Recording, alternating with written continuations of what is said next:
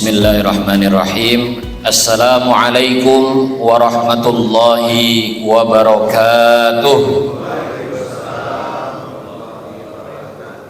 Alhamdulillah, jawab salamnya sudah semangat, sepertinya pendukung Manchester United. MU habis menang Pak soalnya semalam.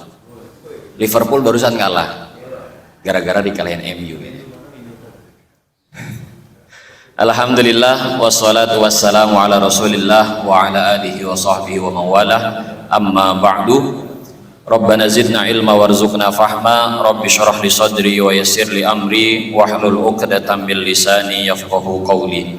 Subhanaka la ilma lana illa ma 'allamtana innaka antal alimul hakim. Yang kami hormati segenap pengurus Masjid Jabal Rahmah, hafizakumullah wa ra'akum. Yang kami hormati pula para asatidz, para ulama, para tokoh masyarakat yang hadir pada kesempatan kali ini, dan segenap hadirin jamaah sholat subuh berjamaah, hadanallahu wa iyyakum ajma'in. Pada kesempatan kali ini kita akan membahas kembali salah satu nasihat yang tercantumkan di dalam kitab Nashaihul Ibad. Nasihat ini datangnya dari Rasulullah Shallallahu Alaihi Wasallam, disampaikan kepada sahabat, salah satu sahabatnya, namanya Abu Dzar Al-Ghifari. Beliau berkata, memberikan nasihat kepada sahabat Abu Dzar Al-Ghifari. Ini nanti bisa jadi status WA. Ya Abu Dzarrin, jaddidis safinata fa innal bahra amik wa khudhiz zada kamilan fa innas safara ba'id wa khaffifil himla fa innal aqabata ka'ud wa akhlisil amala fa innan nakida saya lupa yang terakhirnya, fa innan nakida basirun. Saya ulang lagi, lupa dikit gara-gara MU menang soalnya. Ya Aba Dzarrin, jaddidis safinata fa innal bahra amik wa khudhiz zada kamilan fa innas safara ba'id wa khaffifil himla fa innal aqabata ka'ud wa akhlisil amala fa innan nakida basirun. Nasihat ini Rasulullah sallallahu alaihi wasallam sampaikan, berikan kepada sahabat Abu Dzar Al-Ghifari, dan dengan menggunakan gaya bahasa. Gaya bahasa, kalau kita belajar ilmu balaghah, ini seakan-akan kita bisa katakan kinayah atau tasbih. Gaya bahasa ini Rasulullah gunakan untuk menggambarkan bagaimana perjalanan seorang manusia, perjalanan seorang hamba menuju alam akhirat. Yang pertama Rasulullah mengingatkan, ya Abu Dzar, jaddidis safinata fa innal bahra amik. Wahai Abu Dzar, perbaharuilah kapalmu, karena sesungguhnya laut itu dalam. Wa khudhiz zada kamilan fa innas safara ba'id, dan ambillah bekal yang sempurna karena perjalanan ini jauh. Wa khaffifil himla fa innal aqabata ka'ud, dan ringankanlah bebanmu, ringankanlah barang bawaanmu, karena melewati lembah gunung itu sulit.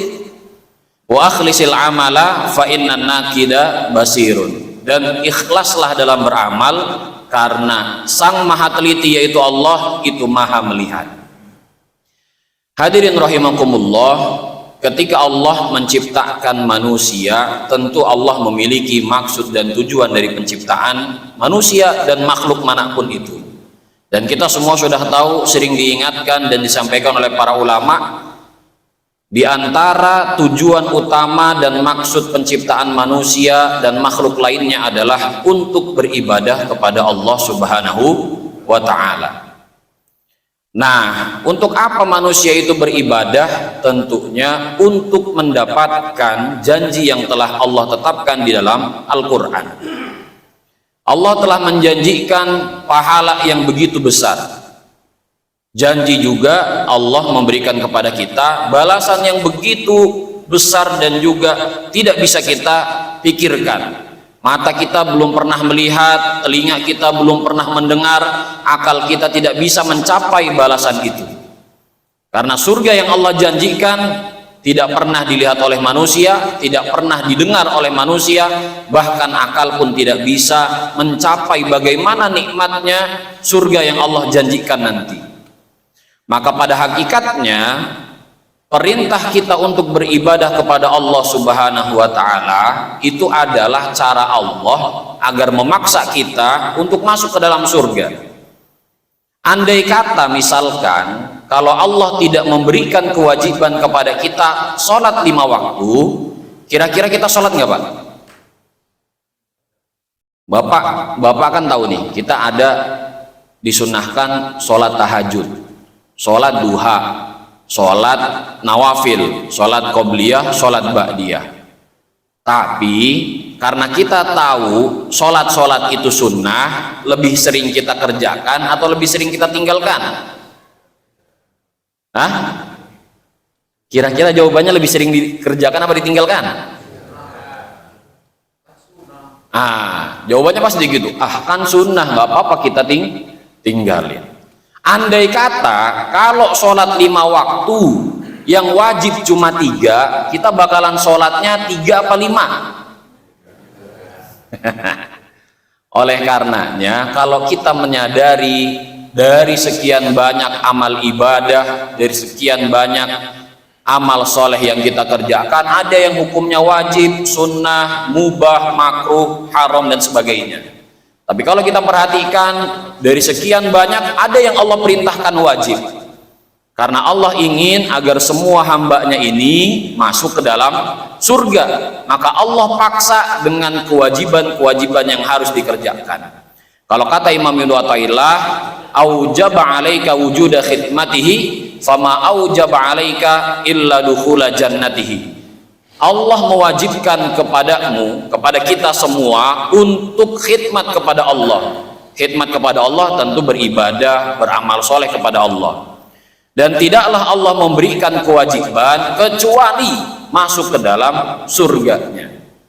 Nah, karena kebanyakan dari kita kadang paham, kadang nggak paham, kadang sadar, kadang tidak sadar dengan perintah-perintah Allah, dengan kewajiban-kewajiban Allah, maka Allah buat sistem pemaksaan agar hamba-hambanya masuk ke dalam surga. Makanya tinggal kita pilih, mau rela otomatis masuk surga karena kesadaran kita sendiri atau dengan paksaan. Oleh karenanya Rasulullah SAW pernah mengingatkan kepada sahabat Abu Dzar, wahai Abu Dzar, perbaharuilah kapalmu karena laut itu dalam. Kalau menurut Al-Imam An-Nawawi Al-Bantani, maksud dari perkataan jaddidis safinata fa innal bahra amik, itu maksudnya adalah perkara atau perintah untuk memperbaharui niat.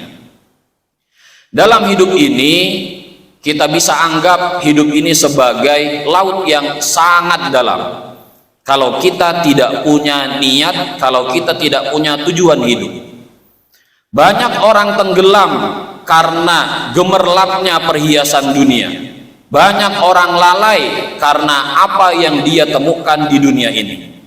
Kenapa mereka bisa lalai? Kenapa mereka bisa tenggelam? Karena mereka tidak tahu tujuan utama hidupnya. Mereka tidak tahu apa niat utama dalam hidup ini. Maka tadi sudah kami ingatkan bahwa tujuan utama hidup manusia, terkhusus yang mengaku agamanya Islam, mengaku bahwasanya dia seorang mukmin, maka tujuan utamanya, niat utamanya dia hidup adalah beribadah kepada Allah Subhanahu wa Ta'ala. Dan apa yang kita lakukan itu tergantung bagaimana point of view kita. Do you know point of view? Yes, I know. Oke. Bapak-bapak harus tahu lagi, POV itu bahasa anak sekarang. Jadi mereka nggak mengatakan mindset, nggak mengatakan cara pandang, tapi POV. Ya. Maka ketika kita memiliki POV, cara pandang, mindset bahwasanya hidup kita adalah untuk beribadah kepada Allah, maka kita akan tahu bagaimana menjalani hidup di dunia ini. Maka dalam beribadah kita harus memiliki prinsip, memiliki metode. Di antara prinsip dan metode yang bisa kita ambil dari perintah Allah, Allah memerintahkan kepada kita, wasari'u ila maghfiratim mir rabbikum wa jannatin arduha samawati wal ard. Bersegeralah kamu untuk menggapai ampunan Allah Subhanahu wa Ta'ala dan juga surganya Allah yang luasnya seperti luasnya langit dan bumi.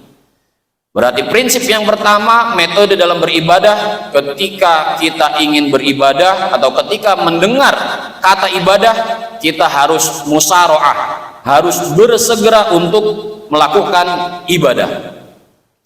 Yang kedua, Allah memerintahkan kepada kita fastabiqul khairat, berlomba-lombalah dalam kebaikan. Maka prinsip dalam beribadah yang harus kita kerjakan, yang harus kita lakukan adalah bersegera dalam beribadah dan berlomba-lomba dalam kebaikan. Allah sudah menjamin kita semua masuk ke dalam surga, tapi surga antara satu orang dengan orang lainnya bisa berbeda. Berbedanya karena apa? Tentu karena iman dan amal soleh yang dia miliki, yang dia kerjakan selama di dunia. Maka kita diperintahkan oleh Allah, kalau kamu mau dapat surga yang paling tinggi, yang paling bagus, yang paling baik, ya berlomba-lombalah dalam kebaikan, ya bersegeralah dalam berbuat baik, bersegeralah dalam beribadah. Nah, pertanyaannya adalah bagaimana bentuk aplikasi atau penerapan bersegera dalam beribadah, berlomba-lomba dalam kebaikan? Yang pertama, sebagai seorang muslim, kita harus berlomba-lomba, harus bersegera untuk mencanangkan ibadah kita itu karena Allah dan untuk Allah Subhanahu wa Ta'ala. Kita kan sering kadangkala ketika mau beribadah ada aja tuh motif lainnya. Ah, saya pengen sholat di masjid, biar nanti kalau ketemu orang, wah bapak rajin ke masjid ya. Oke, itu pertama-tama dilakukan, gak ada masalah, karena kita manusia biasa, belum tingkatan nabi dan rasul atau mungkin tingkatan wali, gak ada masalah.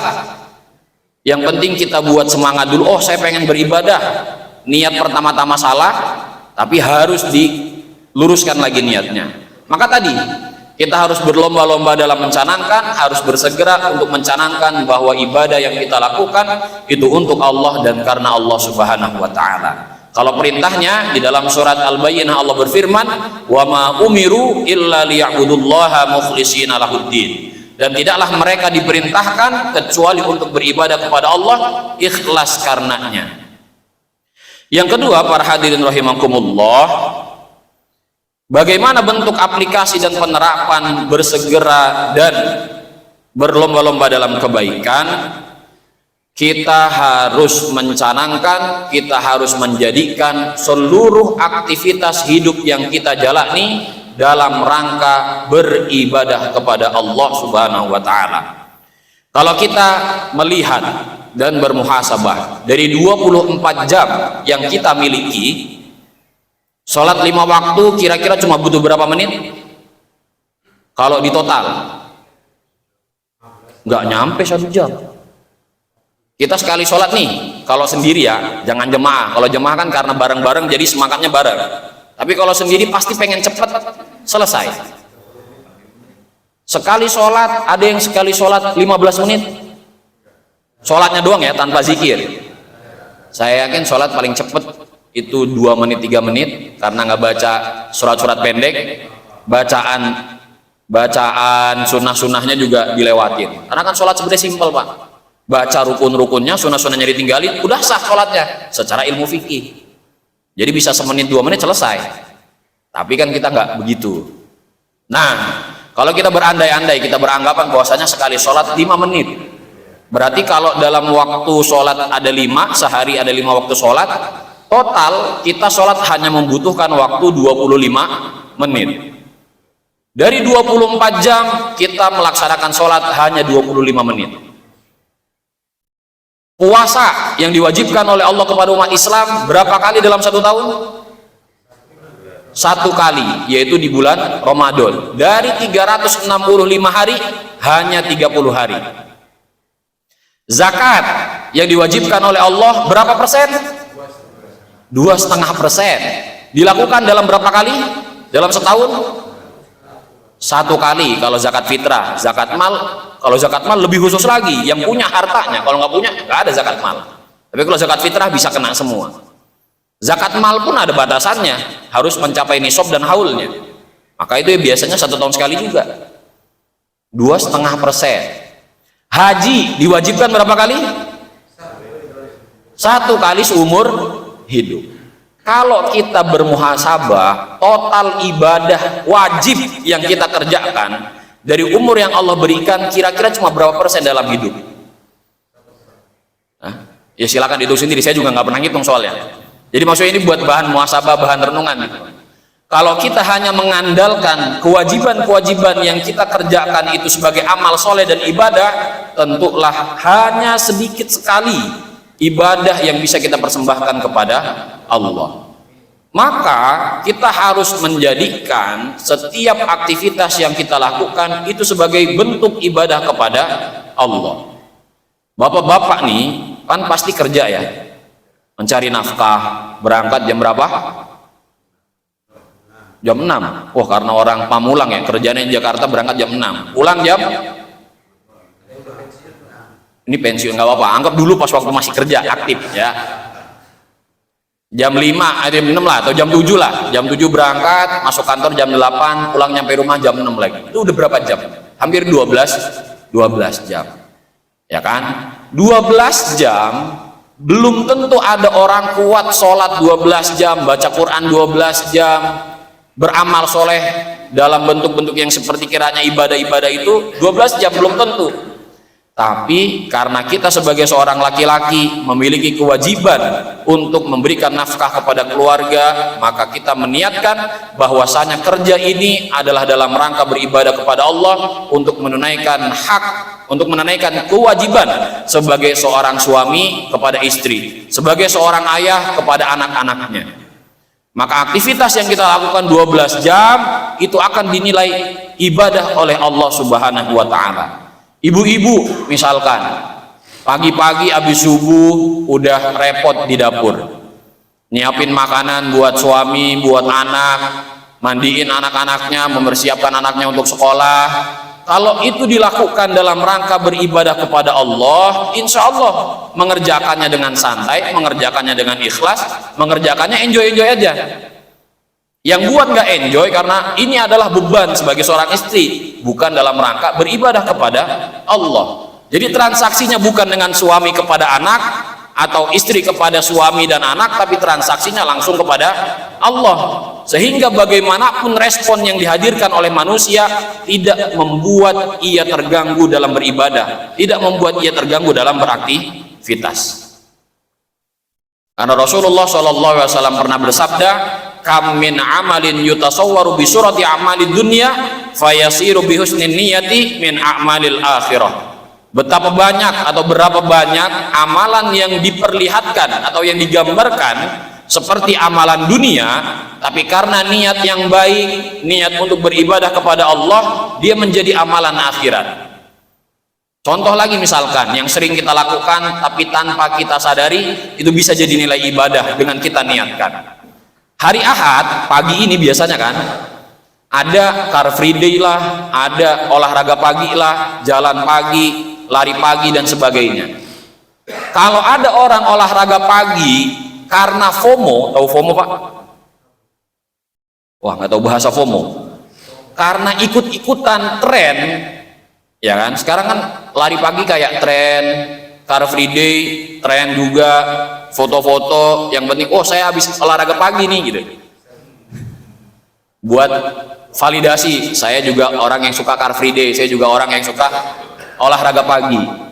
Kalau niatnya hanya sekedar seperti itu, maka tidak bisa jadi ibadah, tidak dapat pahala di dalamnya. Tapi kalau dia niatkan, saya olahraga pada pagi hari ini agar badan saya sehat, ketika badan saya sehat, saya bisa sholat, saya bisa berpuasa, saya bisa mencari nafkah dengan cara yang halal, saya bisa menuntut ilmu, maka olahraga yang kelihatannya seperti amalan dunia bisa menjadi amalan akhirat. Bapak-bapak yang suka misalkan main futsal, tapi kayaknya enggak nih. Bapak-bapak sukanya apa nih kalau bapak-bapak nih? Mancing. Oh, mancing diniatin ibadahnya apa berarti ya? Oh, dari ikan tadi, ikan bisa jadi makan buat keluarga. Itu jadikan. Maka pentingnya niat bagi seorang mukmin itu sangat tinggi. Ada orang yang dia tidak beramal dalam suatu apapun, dia akan tidak mendapatkan apapun. Tapi begitu dia meniatkan, mentekadkan bahwasanya aktivitas yang dilakukan dalam rangka beribadah kepada Allah, maka itu akan dinilai ibadah oleh Allah Subhanahu wa ta'ala. Nah, begitupun sebaliknya, kita juga harus berhati-hati. Wa kam min amalin yutasawwaru bi surati a'malil akhirah fayasiru min a'malid dunya bisu'in niyyah. Berapa banyak amalan yang digambarkan seperti amalan akhirat, tapi karena niat yang buruk menjadi amalan dunia.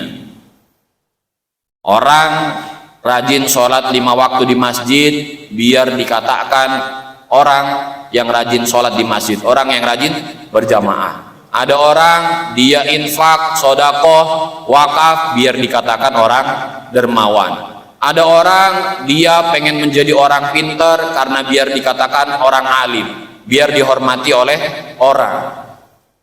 Kelihatannya itu amalan-amalan yang mengantarkan dia mendapatkan pahala yang banyak, mengantarkan dia ke surga, tapi karena niat yang buruk tadi, entah riya, entah sombong, entah ujub, entah fakhr, akhirnya menghanguskan segala amal kebaikannya menjadi amalan-amalan dunia.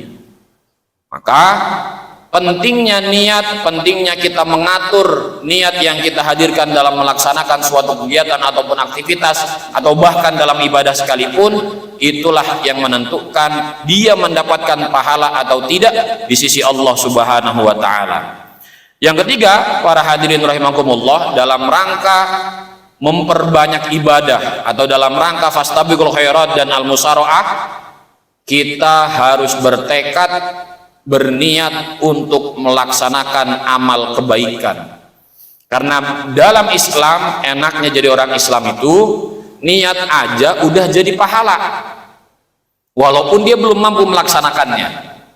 Bapak-bapak nih, misalkan minggu depan ada kajian lagi, ketika mendengarkan ajakan untuk kajian, minimal saya berniat, saya bertekad mau menghadiri kajian pada minggu depan. Kalaupun pada minggu depannya tidak bisa menghadiri kajian tersebut, mungkin karena sakit, mungkin karena keluar kota, bukan karena malas ya, maka walaupun tidak hadir dalam kajian tersebut, Allah sudah catat niatnya sebagai satu pahala sempurna. Karena Rasulullah SAW bersabda, faman hamma bihasanatin falam ya'malha katabahallahu lahu indahu hasanatan kamilah. Barang siapa orang bertekad, barang siapa orang berniat akan melaksanakan satu kebaikan, maka Allah akan catat, falam ya'malha, dan dia belum mampu melaksanakannya, maka Allah akan tetap catat di sisinya, di sisi Allah Subhanahu wa ta'ala, satu pahala sempurna. Dan yang saat ini harus kita canangkan tekad dan niatnya adalah niat untuk beribadah haji. Kita orang Indonesia kalau mau haji nunggunya berapa tahun, Pak? 20 tahun yang reguler. Yang plus aja nunggunya masih 7 atau 8 tahun. Maka kalaupun kita belum terbayangkan bisa nggak melaksanakan ibadah haji, jangan sampai kita kosong hati kita dari niat untuk melaksanakan ibadah haji. Ketika kita sudah bertekad, ketika kita sudah berniat, walaupun nanti kita sudah dicabut nyawanya dan belum mampu melaksanakan ibadah haji, tapi Allah sudah catat niat kita, niat ibadah haji kita sebagai satu pahala sempurna. Dan ketika ada orang bertekad, berniat dan mampu melaksanakannya, pahala yang paling sedikit yang bisa dia dapatkan itu 10 kebaikan, atau bisa 700 kali lipat, atau bahkan kelipatan yang tidak terhingga. Karena Rasulullah melanjutkan, fa in huwa hamma biha fa amilaha katabahallahu lahu innahu asyra hasanatin ila 700 dhifin ila ad'afin katsirah. Ketika ada orang bertekad, berniat melaksanakan suatu kebaikan lalu dia mampu melaksanakannya, maka akan dicatatkan di sisi Allah Subhanahu wa taala 10 kebaikan sampai 700 kali lipat, sampai kelipatan yang banyak. Nah, kenapa di sini ada perbedaan pahala yang bisa didapatkan? Ada yang 10, ada yang 700, ada yang kelipatan tak terhingga. Yang 10 itu metode dasarnya ketika ada orang berbuat baik, melakukan satu amal kebaikan, satu amal ibadah, pahala yang paling dasar yang bisa didapatkan 10 kali lipat. Nah, khusus untuk infak, sedekah, wakaf atau beribadah dengan harta yang kita miliki, itu pahala paling minimal 700 kali lipat. Nah, kenapa ada kelipatan yang tak terhingga? Disitulah yang harus kita pahami dan harus kita ketahui bersama. Dan itu aplikasi atau penerapan yang keempat. Selain kita harus berusaha untuk memperbanyak kuantitas ibadah yang kita lakukan, kita juga harus berusaha untuk berlomba-lomba, bersegera memperbaiki, meningkatkan kualitas ibadah yang kita lakukan. Karena itulah yang menentukan berapa banyak pahala yang bisa kita dapatkan. Rasulullah pernah bersabda, "Innallaha yuhibbu idza amila ahadukumul amala an yutqinah." Sesungguhnya Allah Subhanahu wa taala mencintai hambanya yang apabila dia beramal, dia menyempurnakannya. Contoh sederhana, misalkan kita pernah mendapatkan ilmu tentang sholat. Di antara ilmu sholat, ketika takbiratul ihram mengangkat kedua tangan. Dalam mengangkat kedua tangan ada beberapa pendapat. Ada yang mengatakan mengangkat sejajar bahu, ada yang mengatakan sejajar dengan daun telinga. Maka ketika kita meyakini bahwasanya mengangkat kedua tangan itu sejajar dengan dahu atau sejajar dengan telinga, maka sempurnakan ibadah kita yang dilakukan. Sholat yang kita lakukan sempurnakan dengan mengangkat kedua tangan. Karena ada orang ketika sholat dia ngangkat tangan aja males, Allahu Akbar. Padahal dia taunya ngangkat tangannya begini. Dia tahu sebenarnya udah ngangkat tangan begini, tapi mungkin karena males, ya udah dia seadanya, nggak menyempurnakannya. Kalau emang nggak mau ngangkat, nggak usah ngangkat. Karena ada juga pendapat yang mengatakan nggak usah ngangkat tangan, cukup begini, Allahu Akbar. Sampai ruku begini tangannya. Ada juga yang mengatakan di sini itu berbeda pendapat. Ya. Maka kalau kita taunya yang kita yakini ngangkat tangan, angkat tangan dengan sempurna, jangan malesan. Sudah tahu ilmunya tapi tidak diterapkan, maka itu tanda-tanda kita tidak berusaha untuk meningkatkan kualitas ibadah yang kita lakukan. Nah, ibadah yang berkualitas itu adalah ibadah yang diterima oleh Allah Subhanahu wa taala. Dan syarat untuk ibadah diterima oleh Allah menurut Imam Fudail bin Iyad itu syaratnya 2. Ibadah yang diterima Allah itu harus khalis, harus shawab. Khalis itu ikhlas untuk Allah dan karena Allah. Shawab itu benar. Benar itu maksudnya sesuai dengan tuntunan syariat. Maka ketika kita berbicara shawab, benar dengan sesuai dengan tuntunan syariat, kita berbicara ilmu fikih. Karena ilmu fikih lah yang mengatur dan menjelaskan kepada kita bagaimana cara kita beramal. Semua aspek dibahas dalam ilmu fikih. Bahkan sampai istinja pun ilmu fikih membahasnya. Kalau kita berbicara tentang khalis, ikhlas karena Allah, kita membahas ilmu tasawuf. Karena ilmu tasawuf lah yang mengajarkan kepada kita, menjelaskan kepada kita bagaimana membersihkan hati, bagaimana membuat hati ini beribadah itu karena Allah, untuk Allah. Maka seorang muslim tidak boleh terlepas dari menuntut ilmu. Menuntut ilmu itu tidak ada batasan umurnya, dan ini sudah dibuktikan oleh bapak-bapak dan ibu-ibu semua. Karena yang saya lihat di sini sudah senior-senior semua. Yang belum ada nih anak-anak mudanya nih, ya kan? Udah senior-senior semua kan Pak? Udah ada yang punya cucu? Udah. Berarti kan anaknya harusnya udah punya anak ya. Maksudnya anaknya bapak sudah punya anak, berarti cucunya masih kecil nggak apa-apa lah, nggak ikut, susah diajak. Nah, anak-anaknya nih diajak nih. Jangan bapak-bapaknya semua nih, karena saya jarang menemukan, mungkin baru sekali saya menemukan masjid itu ada anak mudanya. Kalau yang ngajar ataupun yang ngisi itu ustadz bukan sekelas Ustadz Adi Hidayat, yang terkenal-terkenal lah. Kalau ustadz yang biasa-biasa aja, ya pasti rata-rata audiensnya, jamaahnya ya mohon maaf, yang udah senior-senior ini. Hah? Saya nggak pengen bilang begitu.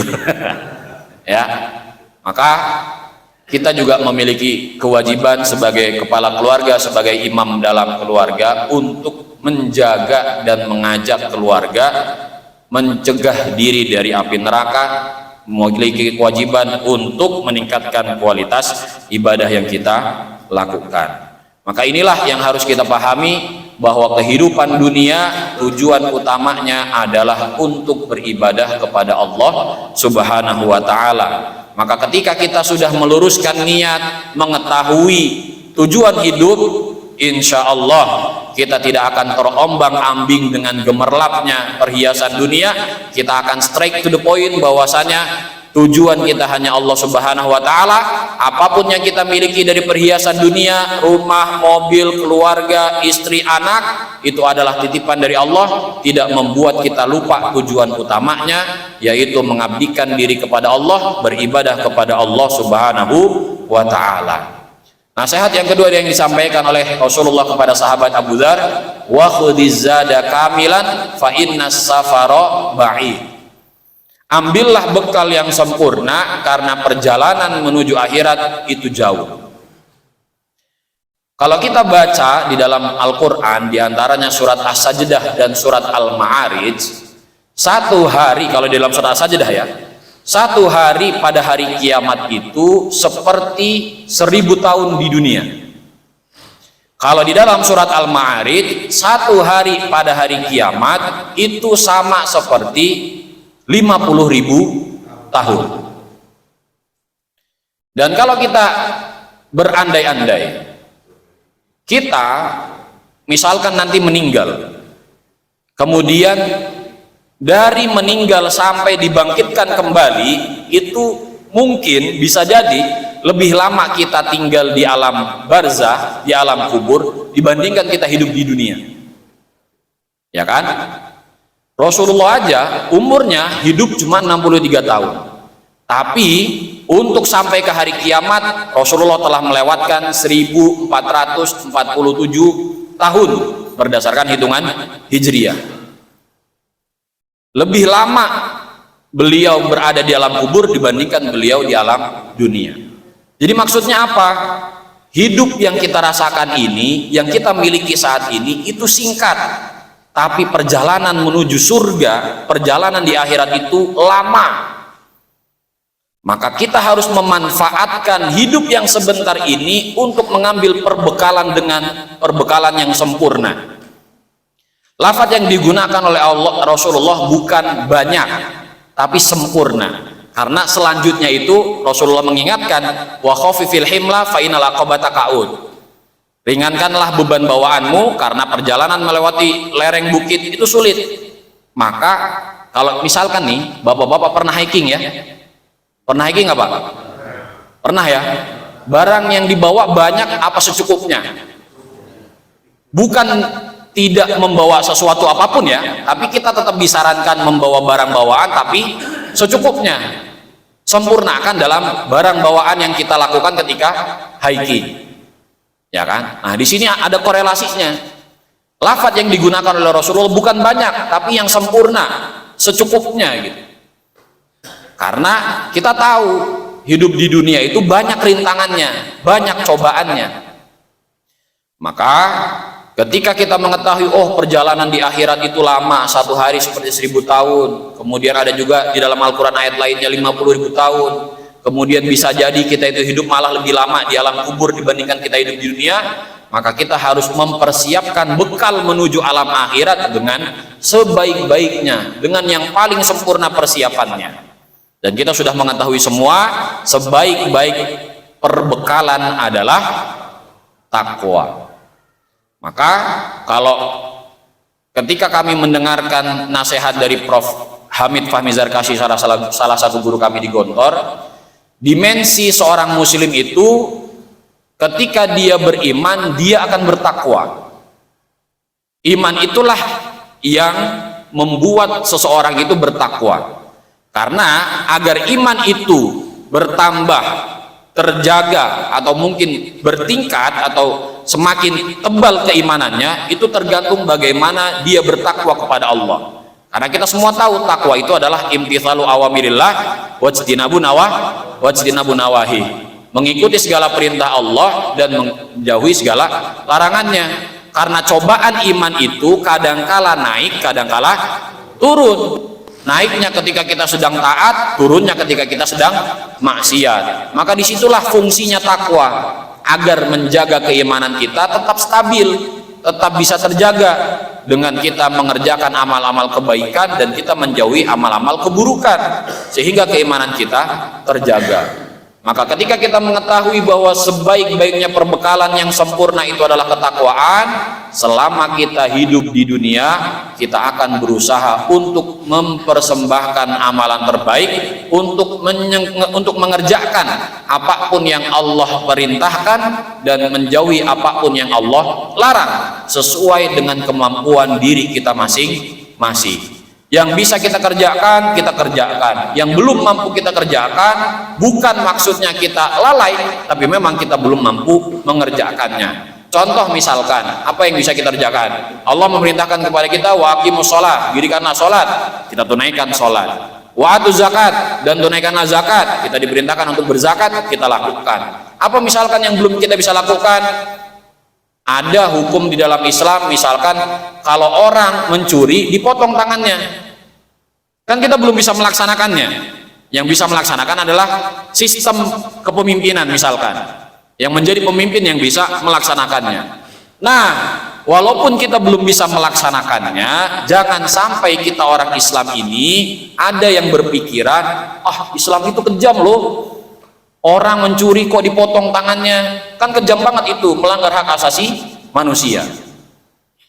Kalaupun kita belum bisa melaksanakannya, jangan sampai kita memiliki pikiran dan terbersit di dalam hati, ini hukumnya tidak relevan, ini hukumnya sangat tidak bisa dilaksanakan. Bukan, itu tetap menjadi perintah Allah. Kalaupun kita tidak bisa melaksanakannya, bukan kita menafikannya, bukan kita mengingkarinya, tapi memang kita belum bisa melaksanakannya. Kayak misalkan contoh haji lagi tadi, ya Allah, saya sudah berniat, tapi uang belum ada, sampai meninggal saya juga belum ada, tapi insya Allah karena niat tadi sudah dicatat sebagai satu pahala sempurna, Allah akan menganggap itu sebagai satu amalan yang bisa dilakukan oleh seorang hambanya. Maka para hadirin rahimakumullah, ketika kita mengetahui bahwasannya perjalanan di dalam akhirat itu kok rasanya panjang, kok rasanya lama, maka kita harus menyempurnakan perbekalan yang kita bawa, yaitu ketakwaan. Kalau di dalam tafsir surat As-Sajdah itu, walaupun gambarannya satu hari kiamat itu sama dengan 1000 tahun atau 50.000 tahun, bagi seorang mukmin, penjelasan yang ada di dalam Al-Quran tentang hari kiamat itu akan terasa seperti dia melaksanakan sholat wajib. Bahkan sholat wajib, sholat subuh, ya kan? Sholat subuh kita paling lama mungkin kalau baca yang surat pendek 10 menit, nggak mungkin 5 menit atau 3 menit selesai. Bagi orang mukmin, walaupun Allah menggambarkan hari kiamat itu satu hari seperti 1000 tahun atau 50.000 tahun, tapi bagi orang mukmin, satu hari pada hari kiamat seperti dia melaksanakan sholat subuh. Makanya kan kita akan pernah mendapatkan ilmu ketika nanti di hari kiamat ada orang yang ketika disirotnya dia bisa berjalan seakan-akan seperti petir, seperti kilatan cahaya, seret nyampe. Ada yang dia berjalan, ada yang dia merangkak, ada yang dia tertatih-tatih. Itu kenapa? Karena berdasarkan perbekalan yang dia bawa di alam dunia kepada alam akhirat. Maka disitulah yang harus kita pahami, bahwa kehidupan yang kita rasakan saat ini sifatnya sementara, dan karena sifatnya sementara ini kita harus menjadikan dunia sebagai ladang untuk bercocok tanam, sehingga kita bisa menuai hasilnya ketika di alam akhirat nanti. Dan disinilah ujian kita sebagai seorang manusia, apakah kita percaya, apakah kita beriman dengan apa yang Allah janjikan, dengan apa yang Allah gambarkan di dalam Al-Quran. Dan nasihat yang ketiga para hadirin rahimakumullah, wa khaffifil himla fa innal aqabata kaud. ringankanlah beban bawaanmu atau berat bawaanmu, karena perjalanan melewati lereng gunung, lereng bukit itu sulit. Himla di sini itu adalah perhiasan dunia yang membuat orang lalai dengan ibadah kepada Allah karena adanya rasa cinta dunia. Karena Rasulullah bersabda juga, ra'su kulli khati'atin hubbud dunya. Kepalanya setiap kesalahan yang dilakukan oleh manusia itu adalah cinta dunia. Cinta harta, cinta tahta, cinta wanita yang sering kita dengar. Ya gitulah Pak. HTW, harta tahta wanita. Ya. Maka perhiasan-perhiasan dunia yang kita miliki jangan dijadikan itu sebagai perhiasan hati. Cukup apa yang kita miliki dari dunia, rumah atau harta tahta wanita tadi ada di genggaman kita, jangan sampai ada di hati. Kenapa banyak orang takut mati? Karena hubud dunia, ya. Karena dia masih, wah saya belum mencapai, saya belum jalan-jalan misalkan ke Eropa, saya belum jalan-jalan ke apa lagi yang pengen jalan-jalan lagi dan sebagainya lah. Atau mungkin bagi kita, oh saya belum umroh, saya pengen umroh gitu dan sebagainya dan sebagainya. Maka ketika kita mengetahui bahwa ketika hubud dunia ataupun perhiasan-perhiasan dunia itu malah memberatkan barang bawaan kita, kita usahakan untuk meninggalkan itu semua. Bukan berarti kita tidak boleh memiliki perhiasan dunia, tetap boleh, tapi jangan sampai perhiasan dunia yang kita miliki itu nempel di hati, cukup berada di genggaman tangan yang ada di dalam tubuh kita ini. Hadirin rahimakumullah, kenapa kok hubud dunia itu sangat berbahaya? Karena memang manusia ini diciptakan oleh Allah memiliki fitrah cinta dunia. Karena Allah menciptakan fitrahnya manusia itu bisa condong untuk berbuat baik atau menjadi orang baik, condong juga untuk menjadi orang jahat, menjadi orang buruk. Dan itu sering kita baca suratnya di dalam surat Asy-Syams, wa nafsi wa masawwaha fa'alhamaha fujuraha wa taqwaha. Dan demi jiwa yang telah Allah sempurnakan penciptaannya. Di antara bentuk sempurnanya penciptaan jiwa manusia, Allah ilhamkan di dalam jiwa seorang manusia fujuraha wa taqwaha, keburukannya dan juga ketakwaannya. Maka disinilah peran manusia. Qad aflaha man zakkaha wa qad khaba man dassaha. Qad aflaha, sungguh beruntung, man zakkaha, orang yang mensucikan jiwanya. Jadi jiwa kita tidak mungkin tiba-tiba suci. Jiwa kita tidak mungkin tiba-tiba baik. Ada ikhtiar kita, ada usaha kita untuk menjadikan diri ini baik. Wa qad khaba man dassaha, dan sungguh rugi orang yang mengotorinya, orang yang mengotori jiwanya. Jadi jiwa kita juga tidak mungkin tiba-tiba kotor, tiba-tiba kita itu menjadi orang buruk, tidak mungkin. Itu semua ada peran manusia di dalamnya. Nah, apa yang mengendalikan manusia untuk menjadi orang baik dan menjadi orang buruk? Allah berikan perangkat di dalam manusia, akal. Akal untuk berpikir, akal untuk memilah mana yang baik, mana yang buruk, mana yang wajib, mana yang haram, mana yang harus kita kerjakan, mana yang harus kita tinggalkan. Nah, akal juga dibantu dengan fuad, dengan hati. Maka sering Rasulullah juga mengingatkan, istafti qalbak, tanya sama hatimu, kira-kira kalau saya meninggalkan sholat cocok gak sih? Masih dikatakan sebagai seorang muslim? Nah, kalau masih ada jawaban gak cocok, berarti hatinya masih ada. Kalau misalkan jawabannya, ah gak apa-apa, gak ada masalah kok gak sholat, berarti kira-kira hatinya mati. Nah, yang menyebabkan hati mati itu ya karena tadi saking banyaknya kesalahan-kesalahan yang dilakukan, dosa-dosa yang dilakukan, membuat hati dia itu beku, membuat hati dia itu gelap. Nah, keras lah. Nah, memang ketika ada seorang hamba melakukan suatu kesalahan, satu titik hitam ada di hatinya. Semakin banyak kesalahan, semakin banyak titik hitamnya. Kalau udah penuh hitamnya itu di dalam hati, bagaimana bisa cahaya Allah masuk ke dalam hatinya? Perkataan dari para ustadz, para ulama, masuk telinga kanan, keluar telinga kiri, nggak nyampe di hatinya. Cuma kedengaran sebentar doang, habis itu keluar. Maka jangan heran, ada orang dinasehati kok nggak berubah-berubah, berarti hatinya lagi mati. Harus disuruh bertobat dulu, harus beristighfar dulu kepada Allah Subhanahu wa Ta'ala. Dan yang terakhir, para hadirin rahimakumullah, Rasulullah mengingatkan kepada sahabat Abu Dzar, wa akhlisil amala fa innan nakida basirun. Dan ikhlaslah dalam beramal, karena Sang Maha Teliti itu Maha melihat. Allah Maha melihat apapun yang kita kerjakan. Walaupun kelihatannya itu sangat kecil, baik perbuatan buruk ataupun perbuatan baik, Allah akan perlihatkan. Dan ayatnya juga sering sudah kita dengar. Wa may ya'mal mithqala dzarratin khairan yarah wa may ya'mal mithqala dzarratin syarran yarah. Kita sebenarnya semua sudah pernah mendengar dan kita memiliki fitrahnya menjadi orang baik.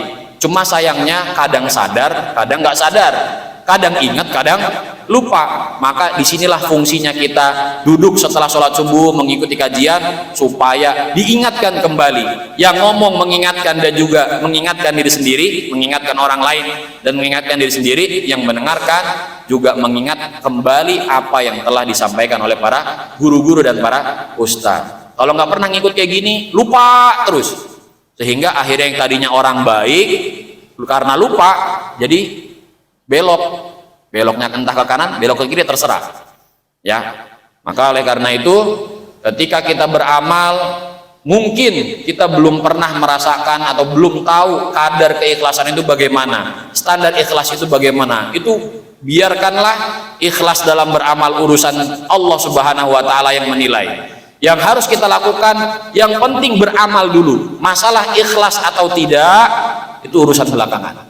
Karena kalau kita beribadah, beramal, nunggu ikhlas, nggak beribadah kita, nggak bakal kita beramal soleh. Makanya ikhlas itu kalau di dalam pembahasan kitab Ihya Ulumuddin, bagian akhir, ilmunya dulu, teorinya dulu tentang ibadah, baru paling terakhir ikhlas.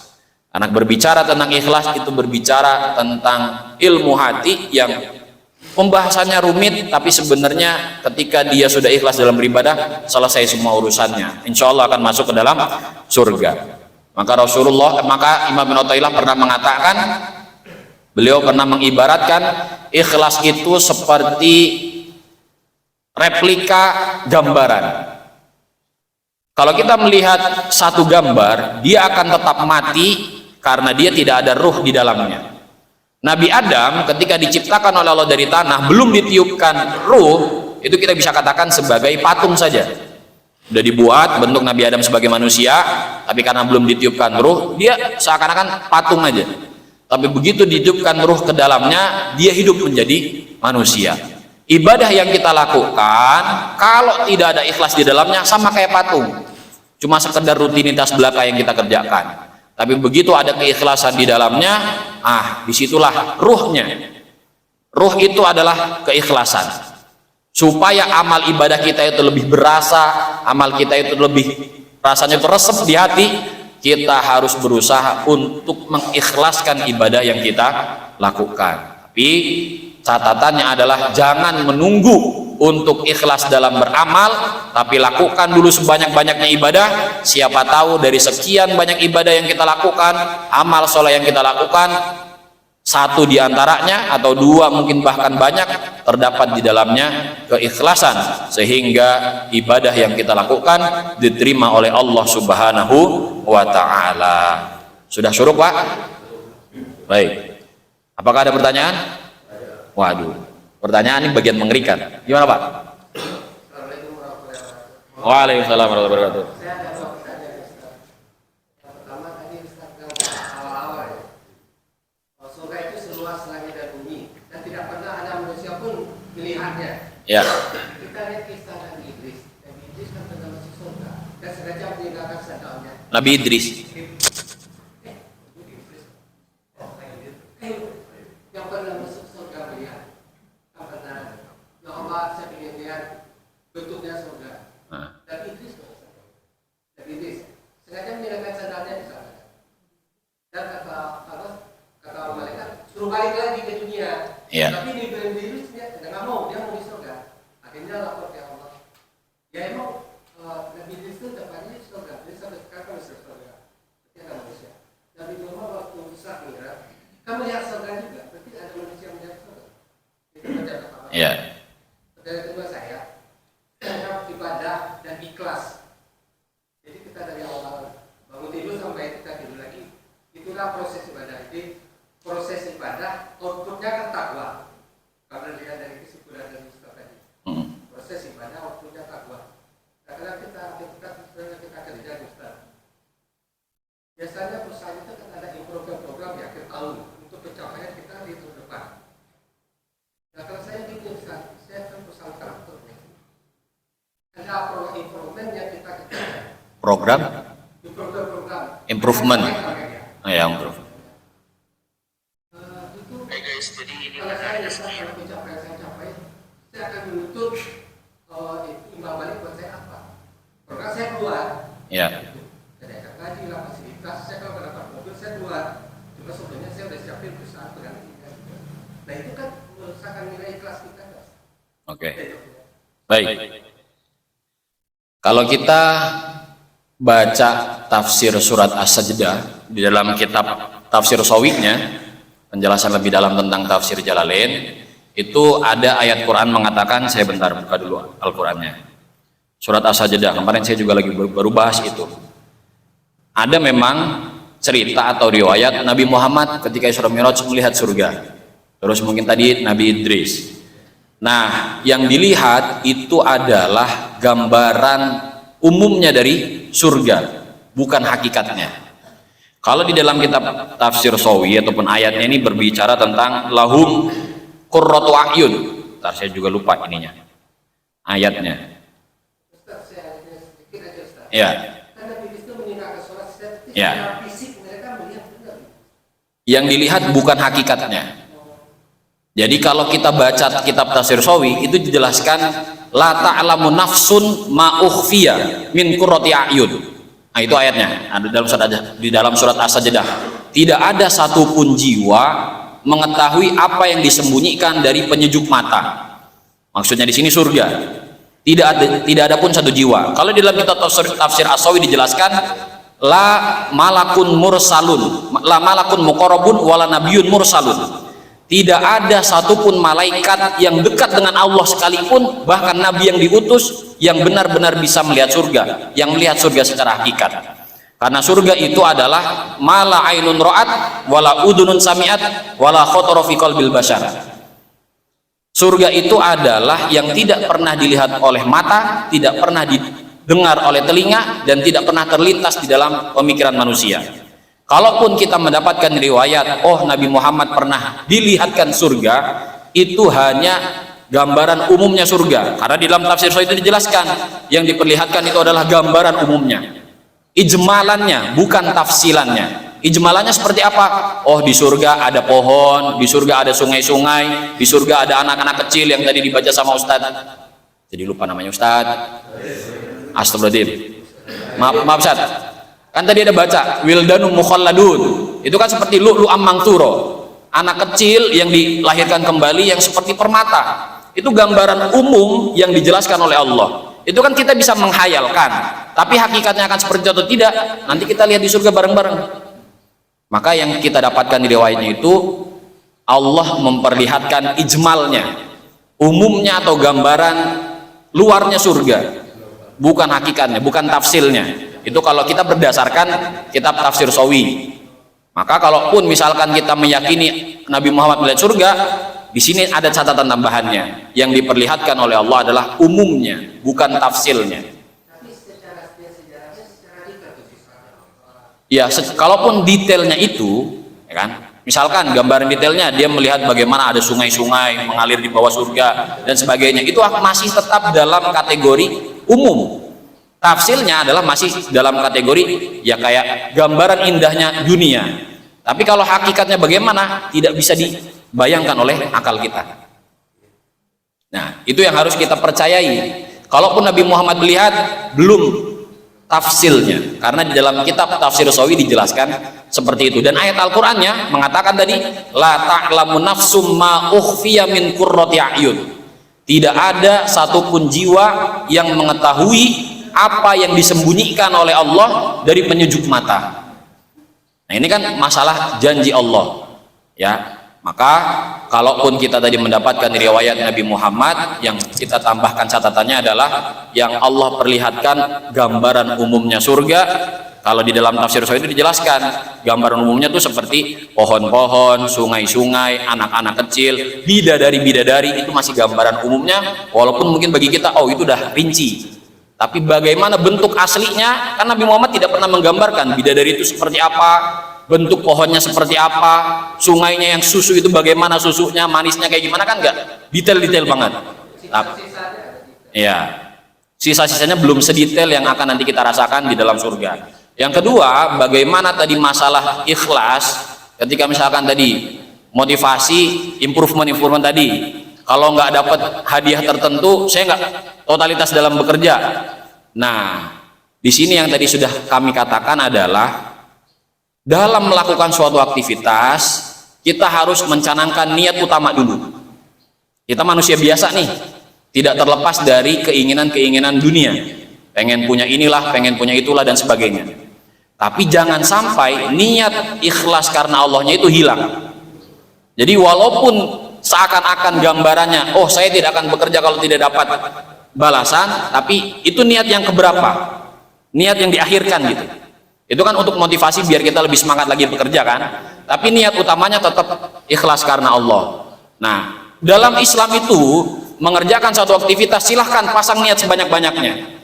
Misalkan kita mau olahraga, niatnya satu untuk beribadah, yang kedua biar sehat, supaya bisa silaturahim sama teman, ketemu sama orang-orang ketika olahraga.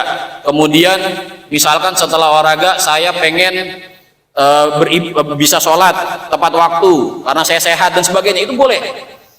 Kalaupun ada niat dunia di dalamnya, karena kita manusia biasa, semoga kita berharap dengan maha kasih sayangnya Allah ambil niat baiknya, niat yang dunianya itu Allah tinggalkan. Ya, maka dalam Islam itu metode berdakwah ada metode at-targhib dan at-tarhib. Kalau dalam ilmu tasawuf ada al-khauf dan ar-roja. Ada kalanya kita itu dalam beribadah menggunakan metode khauf, takut. Saya takut ibadah saya tidak diterima oleh Allah. Saya takut saya melaksanakan ibadah niatnya salah dan sebagainya. Itu metode takut. Tapi kita juga kadang-kala menggunakan metode roja. Berharap, saya tahu saya beribadah ini banyak kurangnya. Ilmu yang saya dapatkan belum banyak sehingga masih kurang dalam beribadah, tapi saya berharap Allah dengan rojaknya, dengan sifat kasih sayangnya Allah menerima ibadah saya. Nah, itu tinggal di balance, ya kan? Kita lebih tahu bagaimana kadar kita beribadah. Maka yang kami sarankan adalah ketika beraktivitas, canangkan dulu niat ibadahnya, canangkan dulu niatnya karena Allah. Kalaupun di bawah-bawahnya masih ada niat-niat yang terselip, semoga Allah mengambil niat yang atasnya menggunakan metode rojak tadi. Tapi jangan selalu rojak, enak banget gitu kan. Kadang-kala juga kita harus metode khauf. Maka ya sebenarnya Islam itu mudah, tinggal kita bagaimana memahami Islam itu dengan ilmu yang kita miliki. Baik, satu lagi, terakhir. Udah mau jam 6 soalnya. Ibu-ibu udah tutup tuh. Ya gimana? Apa? Tentang masuk surga, baik. Taman surga.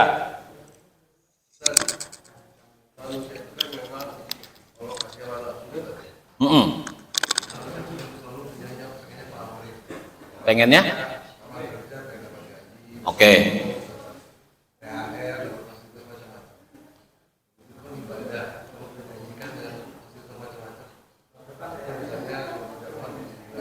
Ya.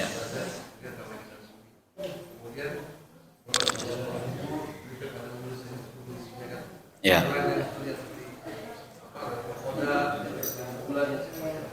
Ya.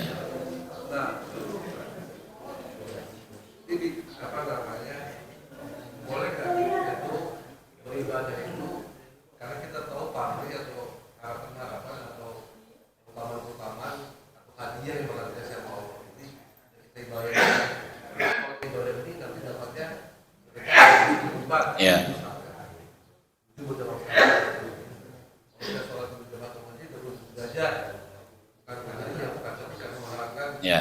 pahala-pahala di sini kepada Allah. Itu pertanyaan Pak. Yang kedua, gimana caranya supaya di hati kita itu yang besar Apa? Yang kedua? hati kita itu yang besar hanya Allah. Ya. Jadi makhluk kalau macamnya juga kecil. Baik. Pertanyaan pertama, boleh nggak sih kita beribadah itu dengan mengharapkan apa yang dijanjikan oleh Allah? Boleh-boleh saja. Itu boleh-boleh saja. Nah, itu nanti kalau di dalam pembahasan ilmu tasawuf, itu tingkatan orang dalam beribadah kepada Allah itu ada tingkatannya. Nah, kalau ada orang beribadah dengan tadi, dengan mengharapkan apa yang dijanjikan oleh Allah, itu masih, kalau kita berbicara ilmu tasawuf, itu masih tingkatan bawah. Karena dia beribadah, satu, mendapatkan pahala yang dijanjikan Allah, dua, biar nggak kena azabnya Allah. Tapi kalau dia udah tingkatan tinggi sampai kepada tingkatan ma'rifatullah, cinta sama Allah, ibadah yang dia lakukan itu bukan karena apa-apa, murni karena cintanya dia kepada Allah, tanpa syarat, tanpa ketentuan yang berlaku. Jadi emang benar-benar ibadahnya karena Allah, bukan karena harapan dan janji yang Allah berikan di dalam Al-Quran ataupun sunnahnya Nabi. Tapi itu it's okay, nggak ada masalah. Maka nanti yang berbeda adalah derajat surga yang didapatkan. Tapi itu nggak ada masalah. Mau beribadah karena berharap apa yang dijanjikan Allah, bagus.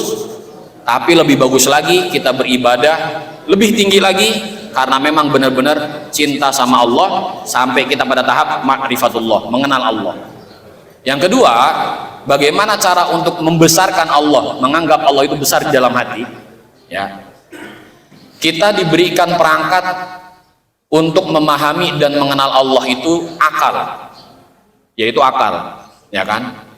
Dengan akal ini kita bisa mengenal lebih dalam tentang Allah. Allah itu sebenarnya sudah zat yang maha besar, zat yang maha sempurna. Tapi Allah mengenalkan dirinya dengan sifat-sifat yang kita ketahui. 20 sifat wajibnya Allah atau 99 Asmaul Husna. Maka cara untuk membesarkan Allah atau membuat Allah itu besar di dalam hati, kita harus mengenal Allah lebih dalam lagi menggunakan akal yang diberikan oleh Allah di dalam ilmu-ilmu akidah yang paling gampang. 20 sifat wajib Allah minimal itu yang harus kita kenali. Kenapa Allah itu harus wujud? Kenapa Allah itu mumasalah? Wujud, kidam, baqa, mukhalafah lil hawadits dan sebagainya. Itu kalau kita belajar lebih dalam, kita akan benar-benar yakin, percaya bahwa Allah itu adalah zat yang maha besar dan zat yang maha sempurna. Contoh sederhana, dari sekian banyak sifat Allah yang 20 wajib itu, yang paling penting, yang paling esensi itu kita harus percaya dan yakin sifat wujudnya Allah, sifat adanya Allah. Kalau nggak ada sifat adanya Allah, kalau kita nggak percaya sifat adanya Allah, nggak ada sifat-sifat yang lainnya. Sama kayak misalkan bapak, ya kan, disifati ganteng, baik, tapi bapaknya nggak ada. Ada nggak sifat baik dan ganteng itu? Nggak ada. Jadi agar kita mengenal Allah, kita harus percaya dan yakin Allah itu ada. Ketika kita yakin dan percaya Allah itu ada, baru kita bisa menganggap Allah itu besar, Allah itu sempurna di dalam hati kita. Gitu.